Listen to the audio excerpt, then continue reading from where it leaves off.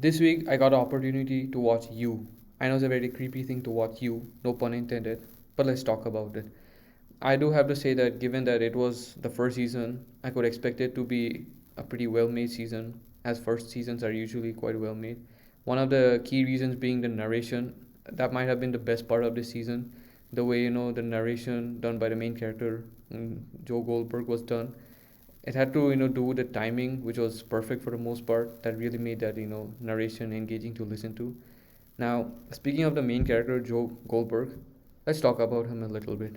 I'll have to start by saying that he was a creepy character throughout the entire season to start with, but his character still was interestingly written.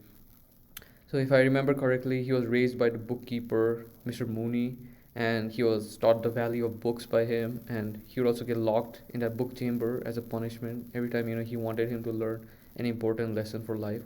So, from what I observed, I think that's what gave him his identity, and that's what also influenced him to also lock his own victims in the book chamber as well. Now, although that was quite interesting to see, it was certainly a very unique kind of character because that was the kind of character he was. I had never really seen that kind of character before, so that way it was very unique to me and also interesting at the same time. But it was also a bit tragic to see, just given the way he was raised, or he had to be raised like that, and that's also, as even though that was tragic, it was what it was. After all, that's the kind of character he turned out to be, and he was throughout the this entire season, and probably even throughout the show. Now, despite that, it was very interesting to see that sympathy he had for Paco, which was quite contradictory to the way he would lock his victims and eventually even murder them as well.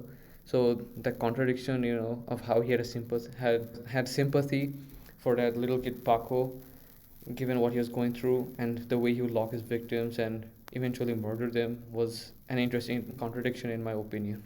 Now, moving on to the next character, let's talk about Guinevere Beck. I like that contradiction in the opening scene where she says how everyone addresses her with her last name, whereas Joe gets addressed by his first name. I might be wrong with my interpretation, but that might have actually been a foreshadowing that things weren't going to work out for them, as at the end it actually didn't, given what happened to Beck towards the end. On top of that, her character seemed quite contradictory to Joe's. She didn't have things sorted out for her, nor did she have a stable life than Joe's. Because even though she was in a better position than Joe in terms of social status, she just didn't have that same stability as Joe. Given that she was aspiring to be bigger as a professional writer, so there was that.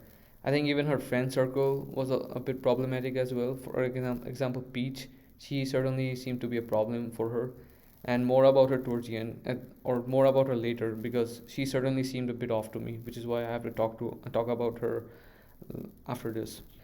So all of that, just really came to show her, how she didn't really know what was best for her, which was actually mentioned by certain characters, and those same characters took advantage of her because they knew that she didn't know what was best for her. So there's that. Now I do have to ask the question whether she actually died at the end, because it was a bit unclear because they never showed if she actually died or not. So I just had to bring that up because most likely she might have. It's just that it seemed a bit unclear, so I had to ask whether she actually did or not. To Peach, it was clear that she had a grudge on Joe from the beginning itself. The way she addressed him as Joseph, even though Joe clearly mentioned his name was Joe several times, it came to show the lack of respect she had for a character like Joe. It was clear that she thought she stood above everyone else given her attitude. So there's that. Now, honestly speaking, her relationship with Beck was a bit twisted. Initially, she seemed as if she was genuinely being nice to her, like a real friend. But later on, she started to just use her to her own benefit. For example, she sets her up with Roger Stevens just to show where she truly stands. And on top of that, she tries to persuade her to go with her to Paris and be with her. So that way, she was just more or less taking advantage of her. And then that party was a clear example of how she was just using her to her own advantage. Now, obviously, let's not talk about what happened in that party that night with Beck, Peach, and Raj. Whatever happened there stays there. Touch upon Joe's murders and how he happened to get away from them. Initially, he made it clear that he isn't a killer, but then he just had to kill his victims for certain reasons, because he more or less you could say that push came to shove, so he had to just kill them. But then the way he killed them seemed to be quite subtle, and it honestly seemed as if he wouldn't get caught for it or wouldn't get held accountable for it. For example, the way he killed Benji, he killed him by feeding him what he was allergic to.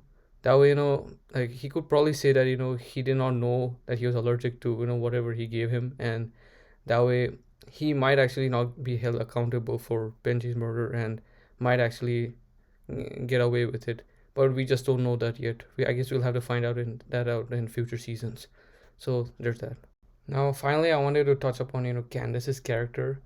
Now, I will say that it didn't seem forced at all the way she was introduced.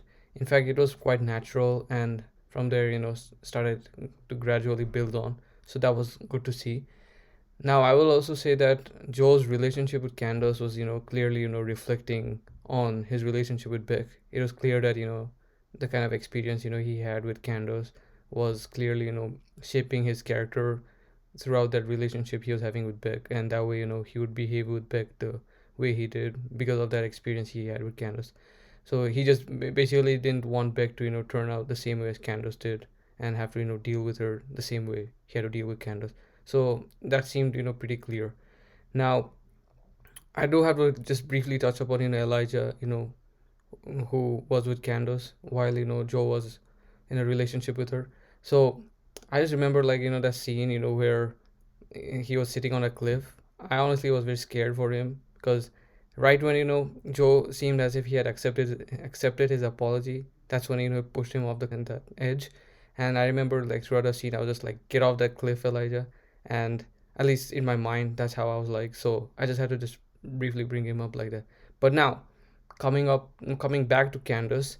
Now that ending certainly got me thinking that whether this is for real or he's just hallucinating again. So that way it really got me thinking like that. On top of that, I do have to say that now that Paco and his mother have left him from his life, he's truly going to start a fresh life. Now that life is going to be seen in the next season, so I guess I'll be finding out how that life is going to look like in the next season. It's truly going to be a fresh start for Joe, given all that happened at the end of season one, which was truly a great way to set up season two. Now it's only a matter of time. When I watch season two, I'll find out what it's going to be like.